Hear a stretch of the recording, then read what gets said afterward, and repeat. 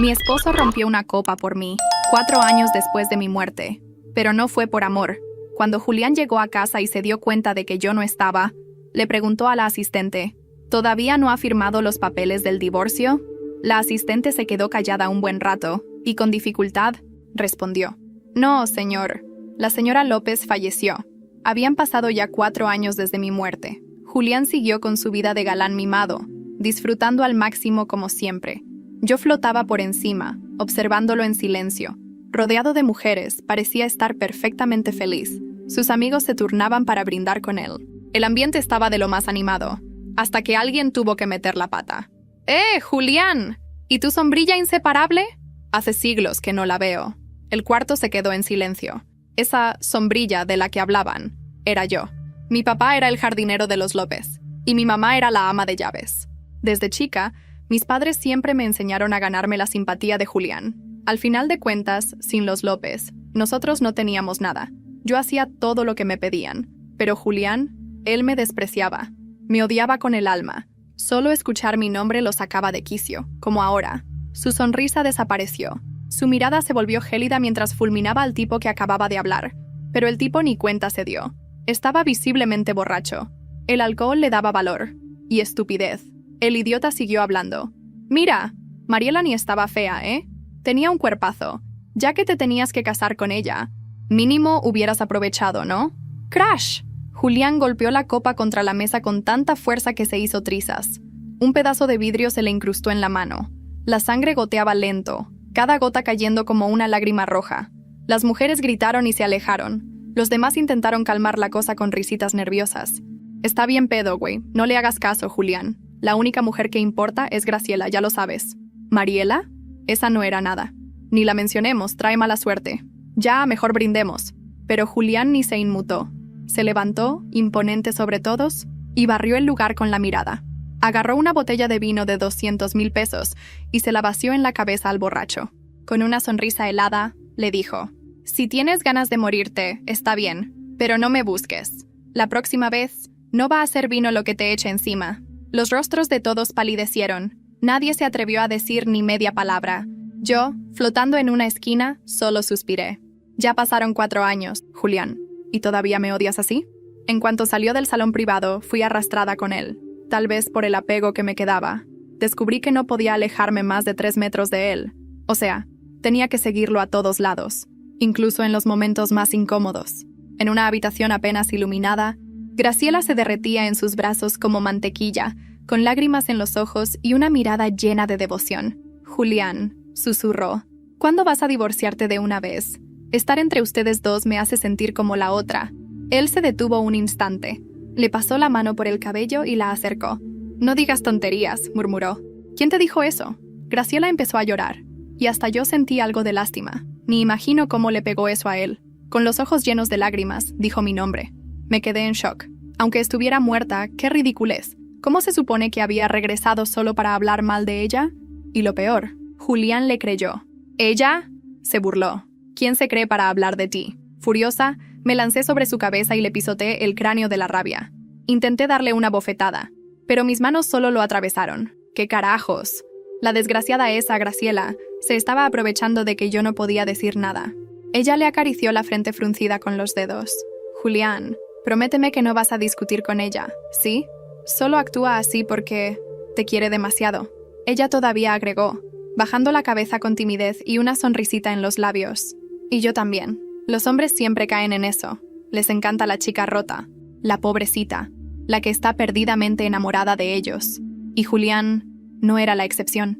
Le dio un beso en la frente, con la voz cargada de emoción. Lo sé, siento mucho que tengas que pasar por esto. Dame un tiempo, ¿sí? Puse los ojos en blanco y me giré hacia el balcón. Ya era más que suficiente con ese teatrillo barato. No quería seguir viendo esa escena. Después de soportar su show, que se sintieron como los 30 minutos más largos de mi vida, Graciela soltó otra bomba. Julián, estoy embarazada. Tomó la mano de Julián y la puso sobre su vientre, sonriendo con esa dulzura ensayada. Muy pronto vamos a tener nuestra propia familia. El cuerpo de Julián se quedó congelado. Las palabras de ella quedaron flotando en el aire. Se quedó mirando la panza de Graciela como hipnotizado, o tratando de procesar lo que acababa de escuchar. Pasaron segundos eternos. Graciela, algo molesta por el silencio, se atrevió a preguntar: «Julián, ¿estás bien? No pareces muy feliz». Pareció volver en sí. Una sonrisa suave se dibujó en su rostro. No es nada. En serio. Es solo que estoy rebosando de felicidad. Eso es todo». Graciela le devolvió la sonrisa y le recordó: «A veces creo que la muerte no es el final. Es un espejo sucio que refleja lo que no queremos aceptar». Cuando Graciela le dijo a Julián que estaba embarazada, lo vi tragarse el alma en seco. Su cara se congeló como si alguien le hubiera puesto hielo en la espina dorsal. Yo lo conocía bien. Ese tipo de silencio no era felicidad. «¿Estás bien?», le preguntó ella, acariciándole la mejilla con sus dedos finos, más actuados que sentidos. Julián sonrió con esa máscara que usaba en fiestas, negocios y funerales. «Claro», rebosando de felicidad, susurró, casi en automático. Pero sus ojos no sonreían. Yo estaba parada al lado del balcón, viendo todo como si mi cuerpo aún tuviera peso. Pero no, lo único que me pesaba era la rabia. Las horas siguientes fueron una actuación. Graciela hablaba del bebé como si ya existiera. Que si el nombre, que si el cuarto, que si quería un parto en agua con música instrumental y aromaterapia. Todo sonaba tan cuidadosamente planeado que algo me apretó el pecho. No por celos, por sospecha. Una madrugada, mientras Julián dormía con el ceño fruncido, Graciela fue al baño. Me colé detrás de ella como un humo que nadie ve. Abrió el botiquín, rebuscó entre los frascos hasta que sacó un paquetito arrugado. Un test de embarazo. Negativo. Lo envolvió en papel de baño y lo guardó en el fondo del bote de basura, tapándolo con algodones usados. Después se miró al espejo y, sin romper el contacto visual consigo misma, sonrió. «Te vas a quedar conmigo, mi amor», dijo en voz baja, aunque tenga que inventarlo todo. No sé qué me dolió más, ver cómo ella mentía con tanta facilidad, o que Julián fuera tan idiota para creerle. Al día siguiente, lo acompañé hasta el jardín. Caminaba inquieto. Prendía un cigarro tras otro sin acabarse ninguno. Lo vi detenerse junto al rosal donde, hace 4 años, mi cuerpo fue cubierto con tierra húmeda y olvido. «¿Por qué no te vas?», murmuró, mirando a la nada. Yo estuve a punto de gritarle que él me mató, que por eso no podía irme, pero mis palabras solo flotaban, inútiles, como yo. Esa noche, Julián se emborrachó en su estudio. Encendió la vieja grabadora donde solía escuchar jazz. La música sonaba ronca, distorsionada. Yo flotaba en la esquina, viéndolo destruirse copa tras copa. Cuando cayó dormido sobre el sillón, me acerqué.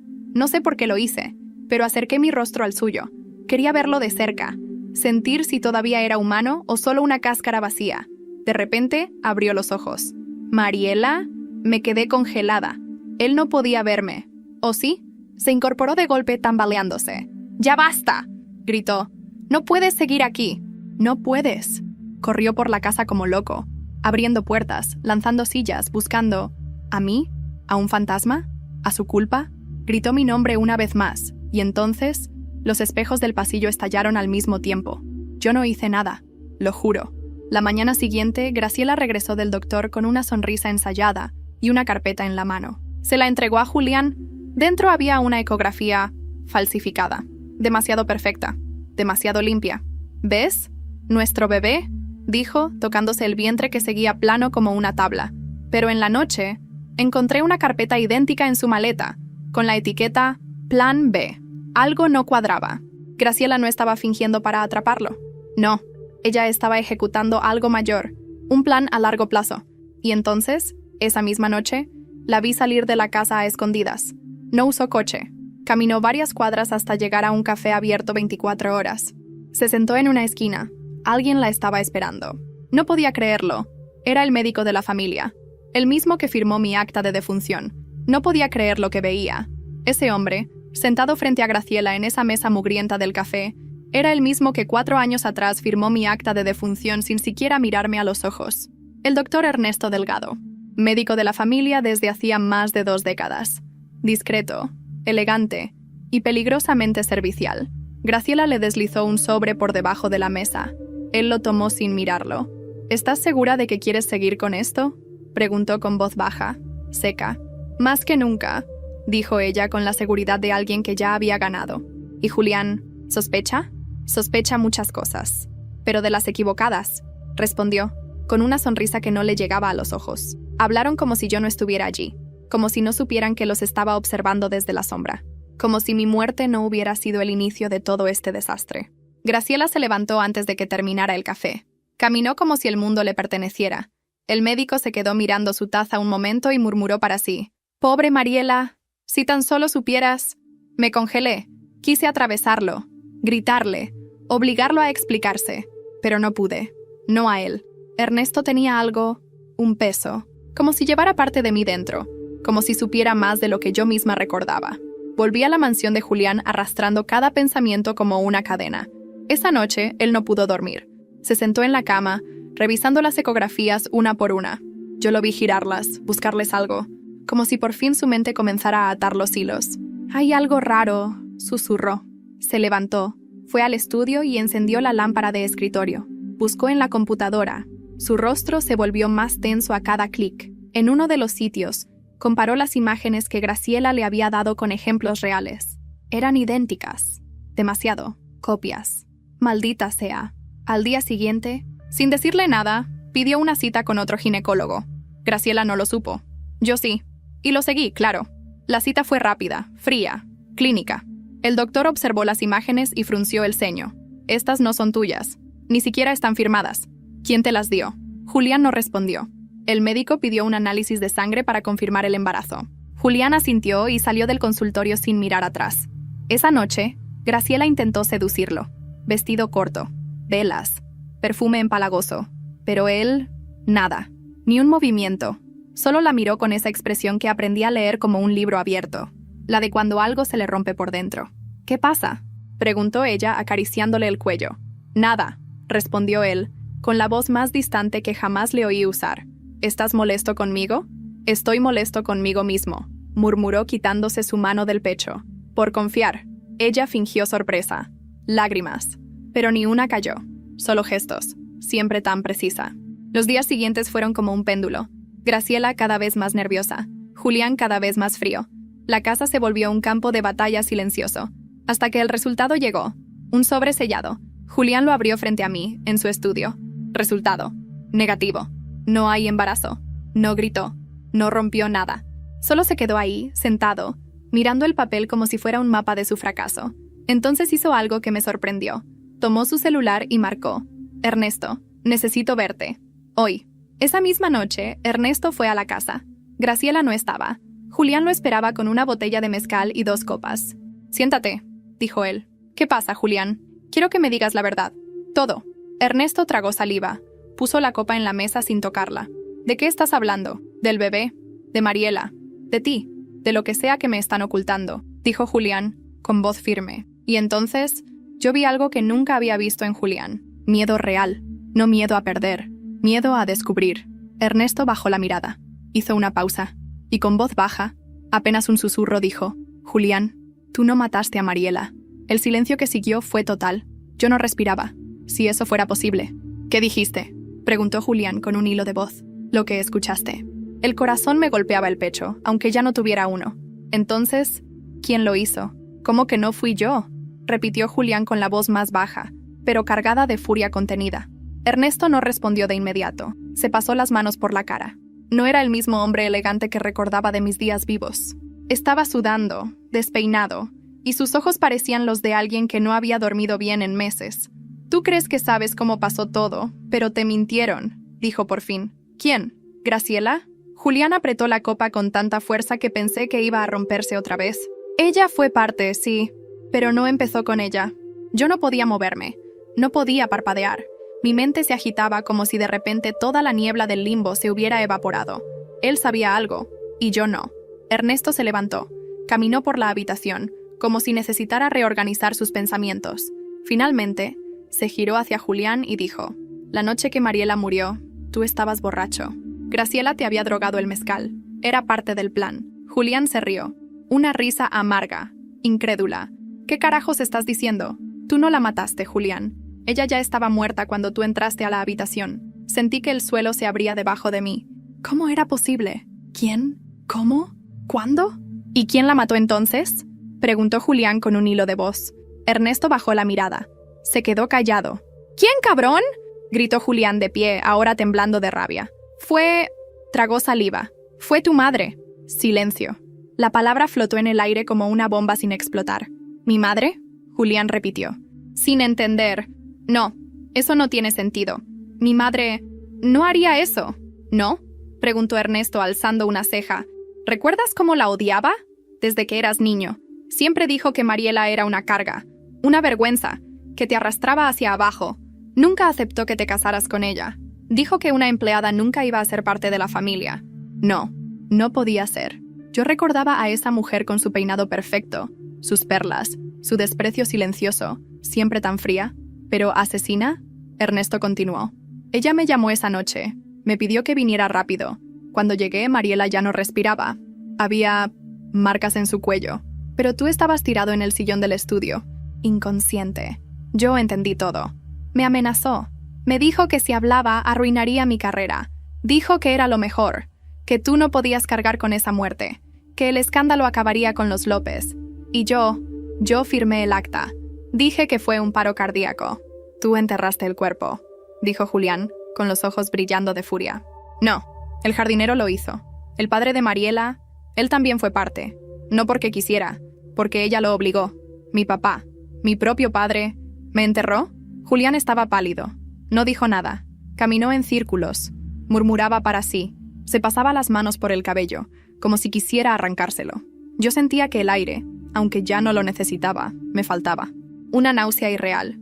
Un temblor en todo lo que era yo. ¿Y Graciela? Preguntó Julián con la voz rota. ¿Qué tiene que ver en todo esto? Ernesto tragó saliva de nuevo. Fue ella quien ayudó a planearlo. Fue quien le llevó el somnífero a tu madre. Y fue quien limpió la escena. Ella se encargó de todo. Porque desde antes ya estaba enamorada de ti. Y tu madre la veía como la esposa perfecta. Julián se dejó caer en el sillón. Cerró los ojos. Toda mi vida es una mentira, murmuró. Yo solo podía observarlo. Pero dentro de mí algo se estaba encendiendo. Ya no era solo dolor. Ya no era solo furia. Era determinación. No podía perdonar a mi padre. No podía perdonar a Graciela. Y mucho menos a esa mujer. Esa bruja vestida de madre que había decidido mi muerte como si fuera una transacción más. Julián se levantó de golpe. Voy a confrontarla. A las 2. ¿Estás loco? Gritó Ernesto. ¿Te van a hundir? Graciela no es cualquier mujer. Es peligrosa. Está dispuesta a todo.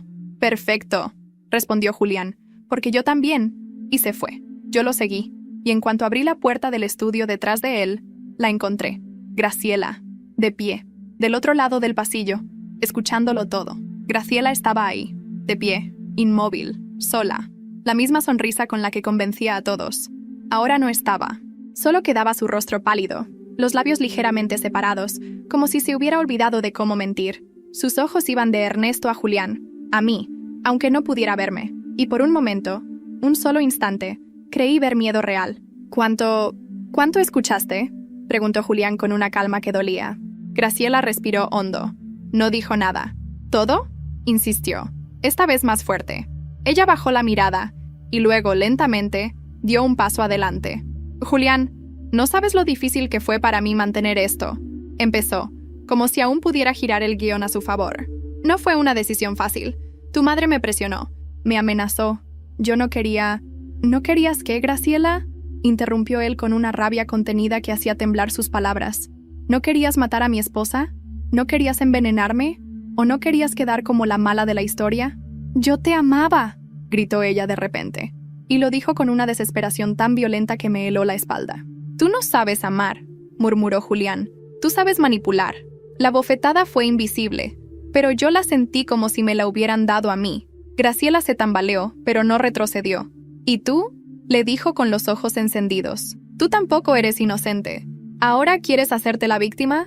Después de cómo tratabas a Mariela, después de todos los desprecios, los insultos, las humillaciones, tú la querías muerta. No lo dices, pero lo pensabas todos los días. Silencio. Y yo también me lo pregunté. ¿Cuántas veces deseó que desapareciera? Julián apretó los puños, la mandíbula tensa, pero no respondió. Fue Ernesto quien rompió el momento. Basta, dijo caminando entre ellos. Ya es suficiente. Todos tienen culpa aquí, pero ahora lo importante es decidir qué van a hacer con esto. Lo voy a decir, soltó Julián. Todo. A la policía, a los medios, al mundo. No me importa si me odian, no me importa si caigo, pero yo no voy a seguir callando. Graciela se echó a reír. Una risa amarga, herida, nerviosa.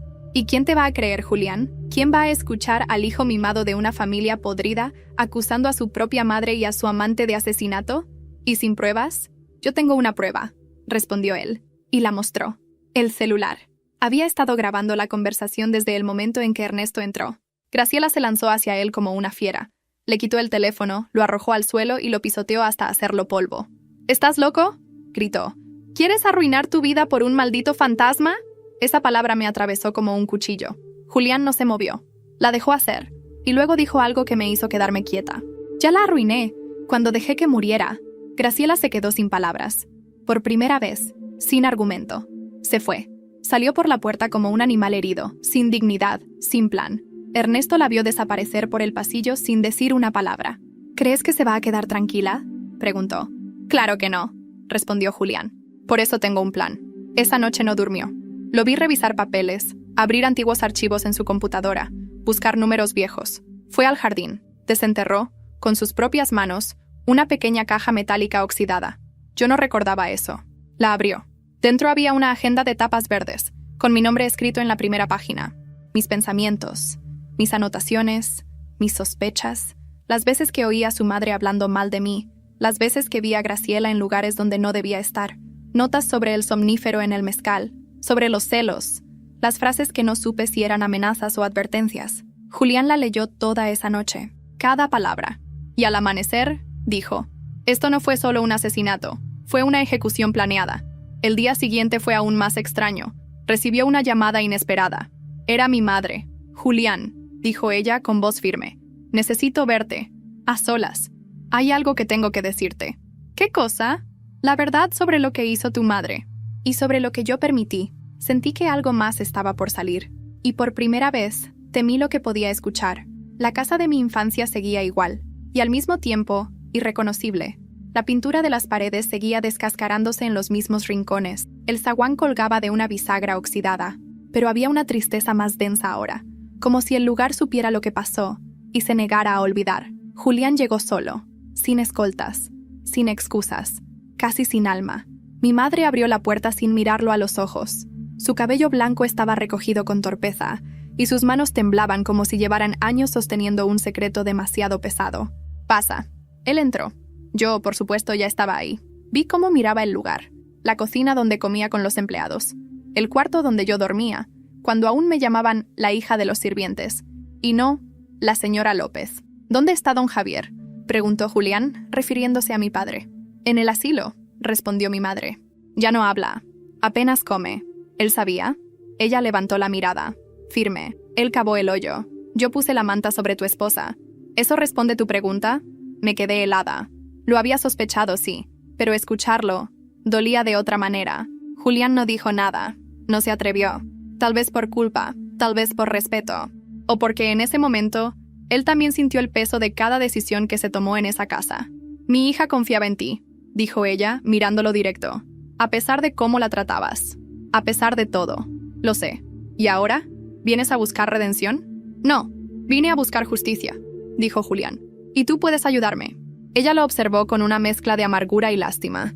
Luego fue hasta la alacena vieja, abrió una compuerta secreta, una que yo nunca supe que existía, y sacó una carpeta amarilla, manchada por el tiempo. Tu madre me dio esto, dijo. Me dijo que si algún día alguien preguntaba, debía entregarlo a su hijo. Julián la tomó. Dentro había documentos, firmas falsas, cartas de amenazas, recibos de pagos a un ginecólogo que no existía. Todo el plan, desde el principio. Yo miraba desde la esquina del comedor, la mesa de madera donde alguna vez hice la tarea. Todo parecía parte de otra vida. ¿Por qué nunca lo dijiste?, preguntó Julián, sin poder contener las lágrimas. Porque tenía miedo, porque no sabía si tú eras igual que ella. ¿Y ahora? Ahora no tengo nada que perder. Se hizo un silencio largo. Entonces ella dijo algo que me partió en dos. La última vez que hablé con Mariela, antes de que todo pasara, me dejó una nota. Me pidió que no la leyera hasta que ella no regresara. ¿Dónde está? La sacó del cajón más profundo. Era mi letra, mi papel, mi voz, escrita. Mamá, si algo me pasa, no fue un accidente. No te calles. Yo sé que ellos no me aman, pero tú sí. No permitas que me borren. No aguanté. Grité. Grité con toda la rabia que guardaba desde hace 4 años. Las lámparas temblaron, las puertas se sacudieron, y por primera vez, mi madre me escuchó. «Mariela», susurró, con lágrimas escurriéndole por el rostro. Julián se quedó helado. «¿La escuchaste?» Ella asintió, temblando. No lo sabía con certeza, pero en ese momento entendí. Algo había cambiado. Tal vez el vínculo que me ataba a Julián, ahora también me ataba a ella. Esa misma noche, Julián convocó una reunión familiar en la mansión López. Una cena, formal, como si nada estuviera mal. Invitó a Graciela, a su madre, a Ernesto, incluso a la familia extendida. Yo sabía lo que tramaba, y no lo culpo. La cena comenzó tranquila. Platos finos, copas elegantes, risitas falsas, miradas tensas, hasta que él levantó la copa. «Brindo», dijo, «por la verdad que ya no puede enterrarse, por los muertos que no descansan, y por los secretos que finalmente salen a la luz». Todos lo miraron. Graciela frunció el ceño. Su madre bajó la copa. Ernesto no respiraba. Y entonces, Julián sacó la carpeta amarilla. La puso sobre la mesa. ¿Alguien quiere brindar por esto? La tensión era un hilo de acero. Nadie se movía. Hasta que su madre lo hizo. Se puso de pie lentamente. Tomó la carpeta. La hojeó, la cerró. Y dijo, «¿No tienes idea de lo que estás haciendo?» «Claro que sí», respondió él. «Estoy haciendo lo que debí hacer hace 4 años». Y ahí, frente a toda la familia, ella sonrió. Una sonrisa sin alma, de mujer que ya no teme, porque ya no tiene nada. «Entonces hazlo, hijo. Pero si vas a destruir esta familia, asegúrate de no dejar nada en pie». Y se fue. La cena se rompió. Todos se fueron. Solo quedó Julián, yo, y el silencio. Horas después, recibió una llamada. Número desconocido. Atendió. Una voz de mujer. Serena. Fría. «Si hablas, muere tu madre». La voz al teléfono era de esas que no se olvidan. Tenía el tono seco de quien no está haciendo una amenaza, sino dando una orden. Julián no dijo una sola palabra. No preguntó quién era. No preguntó qué quería. Colgó en silencio, pero su rostro lo dijo todo. Había cruzado una línea sin retorno. Yo lo vi cerrar el puño, golpear la mesa y después mirarse en el espejo como si buscara a alguien dentro de sí que no reconocía. No era la primera vez que lo veía derrotado, pero sí fue la primera que lo vi roto. «Ahora sí van a empezar a caer todos», susurró, mirándose a los ojos. «Uno por uno». Esa noche fue al asilo donde estaba mi padre. Quería respuestas, las últimas. Pero no fue solo. Llevó a Ernesto, llevó mi diario y llevó una grabadora. Don Javier, mi papá, estaba en silla de ruedas, cubierto por una manta gris que parecía pesar tanto como él. Tenía los ojos vacíos, pero cuando Julián se arrodilló frente a él y puso mi diario en sus manos, vi un parpadeo. Mínimo, pero estaba ahí. «Don Javier, si me escucha, quiero que sepa que ya no estoy aquí solo como el esposo de su hija. Estoy aquí como alguien que falló, que fue ciego, y que quiere arreglar lo que pueda, aunque ya sea tarde». Mi padre no respondió, pero su mano derecha tembló. Ernesto se acercó. «Él no ha hablado desde hace meses». «Entonces escúcheme usted», dijo Julián. «Su esposa me entregó pruebas. La verdad sobre mi madre, sobre Graciela, sobre lo que hicieron. Y quiero saber por qué usted lo permitió». Y entonces, como si la palabra «permitió» lo hubiera sacudido desde el fondo de su miseria, mi padre habló, porque no tuve opción. Su voz era ronca, frágil, pero más clara que nunca. Julián lo miró, Ernesto también, y yo sentí algo desgarrarse. «Ella me dijo que la iban a matar de todas formas», continuó mi padre, «que si yo no lo hacía, si no cooperaba, matarían también a su madre. Me amenazaron, me rompieron, me quitaron todo». «¿Quién?», preguntó Julián. «Tu madre. Y Graciela». Don Javier giró la cabeza hacia la ventana. La tarde era gris, con nubes bajas. Ella ya estaba muerta cuando entré. Tenía el cuello marcado, como si la hubieran sofocado con una almohada. Vi la sangre en la comisura de los labios. No hubo pelea, solo una despedida silenciosa. Se detuvo un momento. Apretó los párpados. Me hicieron cavar el hoyo. En el jardín. Me dijeron que si decía algo, me acusarían de todo. Que tenía mis huellas, mi pala, mi historia. Y que jamás volvería a ver a mi esposa. Julián no decía nada. Solo respiraba con dificultad, como si cada palabra del viejo le abriera una herida nueva. «Yo no lo merecía», dijo mi padre al final, con la voz deshecha. «Pero ella tampoco merecía morir así, como un error que debía enterrarse». Yo lloraba. Si es que los muertos pueden hacerlo. Y en ese instante sonó un disparo. Afuera, el vidrio del ventanal estalló. ¡Pum! Todos se agacharon. Julián protegió el cuerpo frágil de mi padre. Ernesto cayó al suelo. El guardia del asilo gritó. Sonaron alarmas. ¡Nos están disparando!, gritó alguien en el pasillo. ¿Quién? ¿Quién querría silenciarlo justo ahora? Pero Julián ya sabía. Fue ella, murmuró. Graciela. Salió del asilo directo al auto. Encendió el motor y condujo como si la vida le ardiera entre los dientes. Yo lo seguí, incapaz de apartarme. Condujo hasta una vieja cabaña a las afueras de Toluca, un lugar que alguna vez fue su escondite de juventud. Solo que esta vez no iba a esconderse. Cuando llegó, ella ya lo esperaba. Graciela, vestida de negro, sin maquillaje, con una pistola sobre la mesa. ¿Viniste a matarme?, preguntó ella sin miedo. No, respondió Julián. Vine a verte perder. Yo nunca pierdo. ¿Y si ya perdiste?, dijo él sentándose frente a ella. Tengo todo. Las pruebas, las grabaciones, el diario de Mariela, la confesión de mi padre, la historia completa. ¿Y qué?, dijo ella burlona. ¿Crees que vas a salvar tu conciencia entregándome? No, dijo él con voz grave. Voy a salvar lo que queda de ella. Se inclinó hacia adelante. La miró fijo. ¿Y tú, Graciela? Te vas a pudrir en la cárcel. Ella lo miró, en silencio, hasta que bajó la cabeza y sonrió. No, Julián, yo no voy a ir a la cárcel. Tú sí. Y sacó un sobre de su bolso. Fotos, videos, mensajes, pruebas de años atrás, de golpes, de gritos, de humillaciones. Cosas que Julián realmente hizo, que ahora salían a la luz como fantasmas propios. ¿Crees que puedes exponerme sin que yo te arrastre conmigo?, dijo ella con frialdad. Nos hundimos juntos. O no se hunde nadie. Y entonces, la luz del auto de policía iluminó la ventana de la cabaña. Alguien ya había llamado, y ninguno de los dos sabía quién había sido. La puerta se abrió con violencia, y una voz gritó: ¡Manos arriba! ¡No se muevan! Ambos quedaron paralizados. Y yo supe que todo estaba por estallar. El destello rojo y azul de las patrullas iluminó la cabaña como si de repente toda la verdad necesitara ser vista con luz directa. Los oficiales entraron gritando. Apuntaban con sus armas. Todo era ruido, confusión, gritos, órdenes.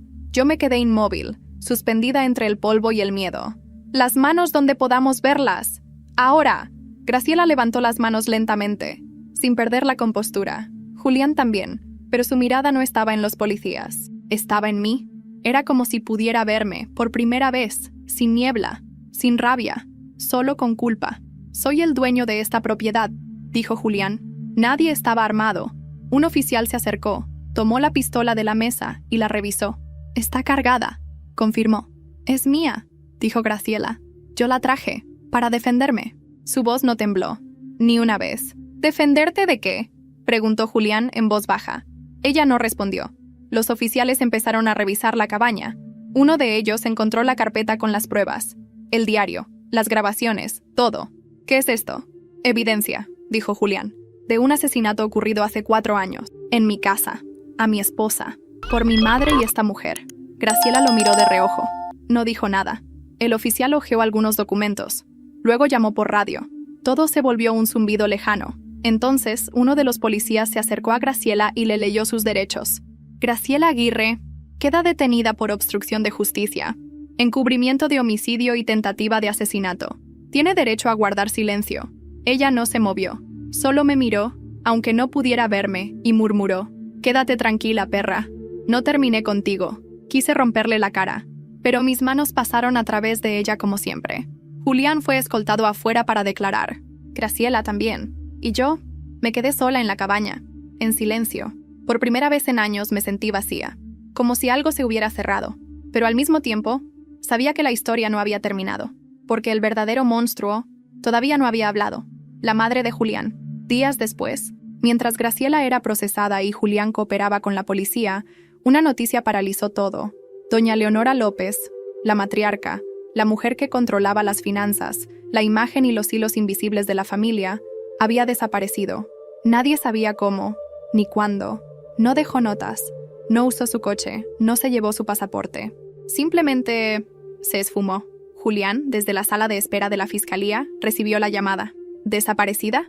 ¿Cómo que desaparecida?, gritó. Yo estaba ahí, junto a él, y por primera vez vi miedo de verdad, miedo del pasado, de lo que aún no se había dicho, porque Julián sabía. Su madre no iba a dejarse capturar. Horas después, los noticieros filtraron información. archivos secretos, cuentas extranjeras, pagos ilegales, no a políticos, no a empresas, sino a personas, gente que había trabajado para ella, que había borrado rastros, falsificado documentos, manipulado pruebas médicas, incluido el certificado de mi muerte. Todo conectaba. La historia se hizo viral. Justicia para Mariela.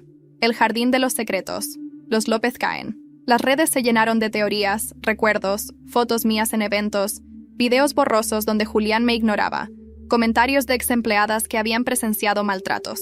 Yo no era solo un fantasma. Ahora era un nombre que gritaba desde el fondo de la tierra. Pero todo explotó cuando Ernesto, el médico, se quitó la vida. Lo encontraron en su consultorio, con una nota manuscrita que decía: «No supe decir que no. No supe salvarla. Perdón, Mariela». Julián recibió la noticia con un suspiro largo. Se dejó caer en el sofá, con la cara entre las manos. «¿Cuántas muertes más necesito para que esto acabe?», murmuró. Yo no tenía la respuesta, pero alguien más sí. Esa misma noche, en la casa vacía de los López, sonó el timbre. Un policía abrió la puerta. Afuera, una mujer mayor, elegante, peinada, maquillada, con un sobre en la mano. «Soy Leonora López», dijo con voz firme, «y vine a entregarme». Cuando vi a Leonora entrar por la puerta de la comandancia, caminando como si el suelo le perteneciera, supe que nada de lo que había vivido, ni viva, ni muerta, me había preparado para ese momento. Ella no venía derrotada, venía lista para negociar. Un par de oficiales intentaron esposarla. «No es necesario», dijo alzando una ceja. «No vine a escapar, vine a hablar». Traía un sobre sellado con su inicial en dorado. Lo entregó al fiscal de turno. En su interior, nombres, fechas, documentos, recibos bancarios. Todo perfectamente clasificado. No una confesión. Un ultimátum. «Si me quieren ver caer», dijo frente a la prensa que ya se aglomeraba afuera, «que lo hagan con pruebas. No con chismes de redes. No con diarios infantiles de una criada resentida». Yo la oía. Cada palabra era un cuchillo. «Mi hijo», agregó, «está siendo manipulado por la culpa y por una mujer desequilibrada que fingió un embarazo para enredarlo.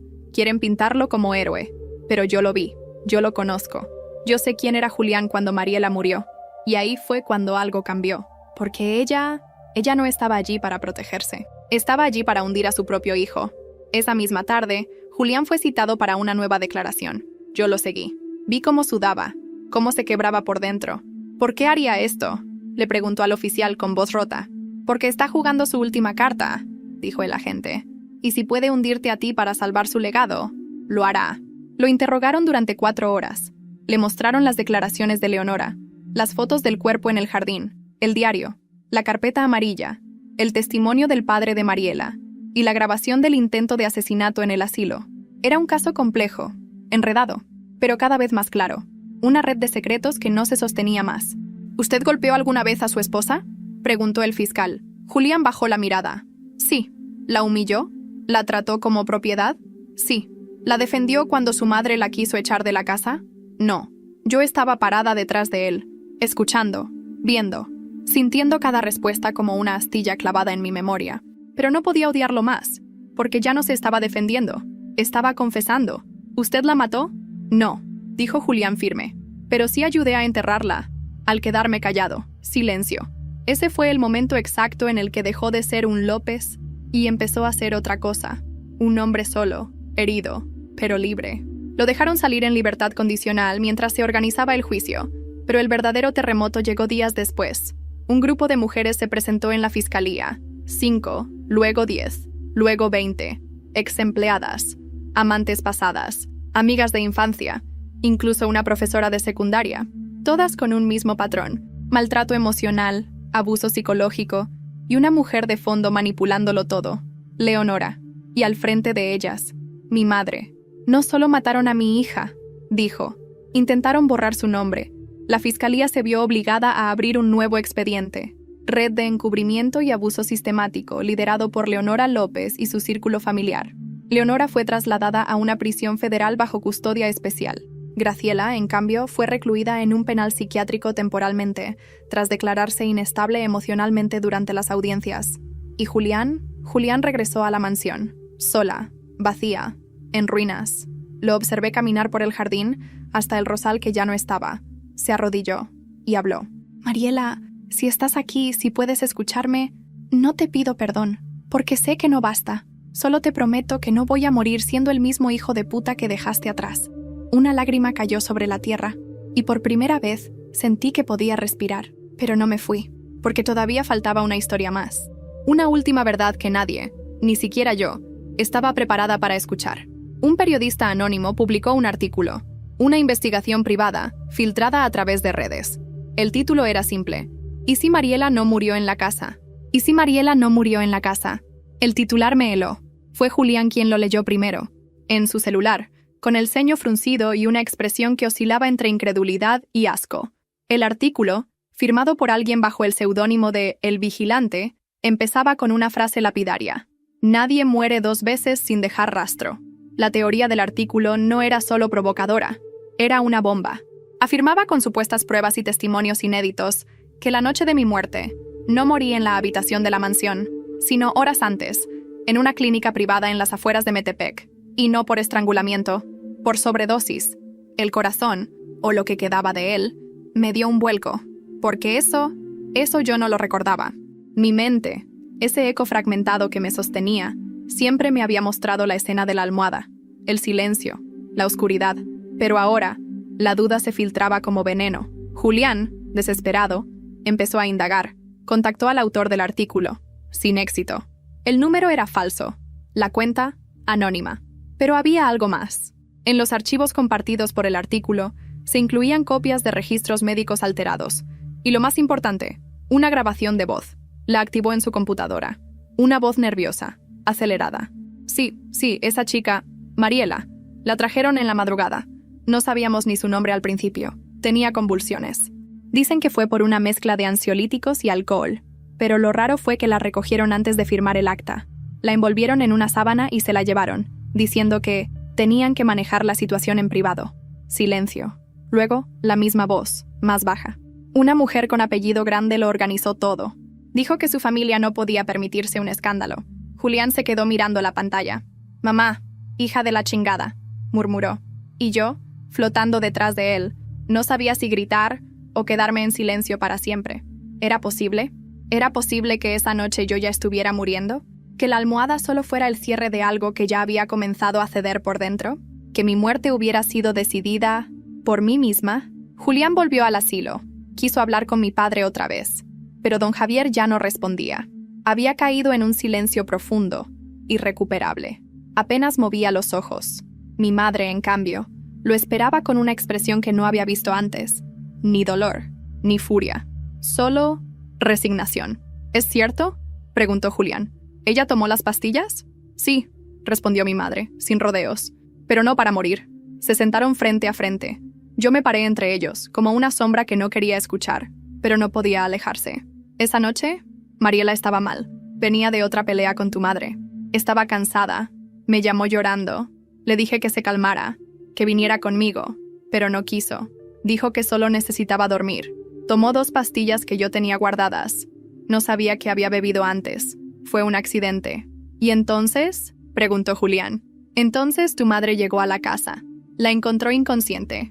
En vez de llamar a emergencias, la sacó por la puerta trasera. La llevó a esa clínica, donde tenía contactos. Me llamó a las 4 de la mañana y me dijo que todo estaba bajo control. ¿Y lo estaba? Mi madre negó con la cabeza. Cuando desperté, ya no la tenía. Me miró directamente, como si por fin supiera que yo estaba ahí. Perdóname, hija. Yo solo quería protegerte. Nunca pensé que aprovecharían ese momento para borrarte. El silencio fue total. En ese instante, Julián supo que la historia era mucho más retorcida de lo que cualquiera había imaginado. No me asesinaron. Me ocultaron. Me negaron el derecho a una despedida. Me convirtieron en error, en problema, en estorbo. Graciela, al enterarse del artículo desde el psiquiátrico, entró en una crisis. Gritó mi nombre. Rompió espejos. Dijo que yo la seguía, que la vigilaba. Ella no se va. Ella nunca se va. Tenía razón. Yo no me iba, porque aún había un juicio pendiente. El juicio final. Una semana después empezó el proceso legal contra Leonora López. Cargos múltiples.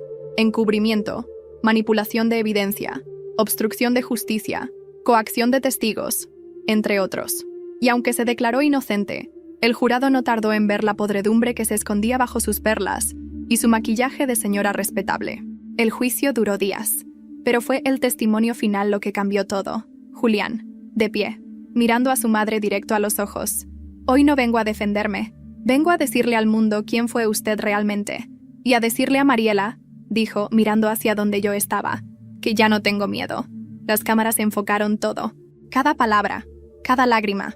Y por primera vez en años, sentí que alguien me estaba viendo. No como fantasma, sino como víctima, como persona. Leonora fue condenada a 20 años de prisión efectiva. Graciela, 10. Ernesto, ya estaba muerto. Y Julián no fue absuelto.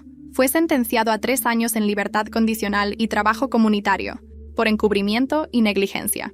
Salió del juzgado caminando solo, sin madre, sin esposa, sin nombre, pero con algo que nunca había tenido: conciencia. Faltaba solo una cosa, y fue él quien la propuso. Quiero exhumar los restos, dijo. Quiero que Mariela tenga un entierro digno, con nombre, con flores, con memoria. El día de mi entierro llovía, no esas lluvias torrenciales de tormenta, no, llovía despacio, con esa tristeza serena que parece entender el peso de lo que está ocurriendo. El cielo estaba gris, pero no sucio, y por primera vez desde que morí, sentí paz en el aire. Mi nombre, Mariela Sánchez Ruiz, finalmente estaba grabado en una lápida de mármol blanco, con letras suaves, limpias, sin apodos, sin máscaras. No era la sombrilla, no era la esposa conveniente, no era la criada, era yo. Asistieron pocas personas, las justas, las reales, mi madre, en silencio, el rostro sin lágrimas, pero los ojos más vacíos que nunca. Julián, parado al borde del féretro, sosteniendo un ramo de lirios blancos, solo. También estaba una pequeña delegación de periodistas. Querían cubrir el caso Mariela, que ya era tema nacional, pero ese día nadie gritó, nadie interrumpió. Era como si incluso los medios sintieran que este capítulo no era suyo. Fue Julián quien habló. Mariela, no sé si puedes oírme, no sé si deberías. Solo sé que te fallé, como hombre, como esposo, como ser humano. Hizo una pausa. Pero si hay algo que me quedó claro en todo esto, es que nunca fuiste tú la que se arrastró detrás de nadie. Fuimos todos los demás los que nos arrastramos sobre ti. Soltó los lirios. Descansa. Ahora sí, por fin, descansa. Yo no lloré, yo solo miraba. Y en ese momento, algo cambió. El viento dejó de soplar. La niebla de mi mente se levantó. Sentí ligereza, como si alguien hubiera cortado el hilo invisible que me ataba a este mundo. No era miedo, no era desesperación, era una despedida. Una voz dentro de mí dijo, ya puedes irte. Pero antes de irme, quise mirar atrás. Una última vez. Graciela. Desde el psiquiátrico, recibía terapias diarias. A veces hablaba sola. A veces escribía cartas que nadie leía. En una de ellas, dirigida a una sombra que no me deja en paz, escribió, no sé si te odiaba a ti o al lugar que ocupabas. Supongo que siempre quise ser tú. Pero tú, Mariela, jamás querrías ser yo. Nunca pidió perdón. Nunca lloró. Pero ya no sonreía como antes. Leonora López pasó sus días en la prisión de mujeres como una reina caída. No hablaba con nadie. No aceptaba visitas. Una vez al mes recibía flores anónimas, blancas, silenciosas. Nadie supo quién las enviaba. Un rumor se filtró entre las internas. Cada noche, Leonora murmuraba nombres mientras dormía. Uno de ellos siempre era el mío. Ernesto. Ya estaba muerto, pero dejó un último video en su laptop. Una confesión detallada. No para salvarse, sino para dejar constancia. Fue publicado por su hija, una joven periodista que se negó a ocultar el pasado de su padre. Mi papá no fue un héroe, pero tampoco fue el único monstruo, dijo al entregarlo. Mis padres. Mi padre murió 2 meses después del juicio, en paz. Tal vez demasiado en paz. Como si su alma hubiera estado esperando la mía. Mi madre se mudó a un pequeño pueblo costero. Se levantaba temprano, tejía en las tardes, y ponía una flor frente a mi foto cada día. Una flor blanca, siempre la misma. Julián cumplió su condena. Limpió hospitales, pintó escuelas. Escuchó cada insulto que antes solía lanzar. Luego desapareció. Se mudó a Oaxaca. Abrió un pequeño taller de carpintería. Trabajaba con sus manos, en silencio. Una vez, una joven periodista fue a entrevistarlo. Le preguntó si era el Julián López del caso Mariela. Él solo respondió, no, ese hombre está muerto. Yo ya no estoy flotando, ya no estoy atrapada. Estoy completa. No porque el mundo me devolviera la justicia perfecta, sino porque me devolvió el derecho a existir. Ya no me duele el cuello. Ya no me escuece el alma. Ya no grito en silencio. Ahora, camino. Y cuando cierro los ojos, no veo la almohada. Veo a una mujer de pie, yo misma, mirando al frente, libre y viva, en memoria, para siempre.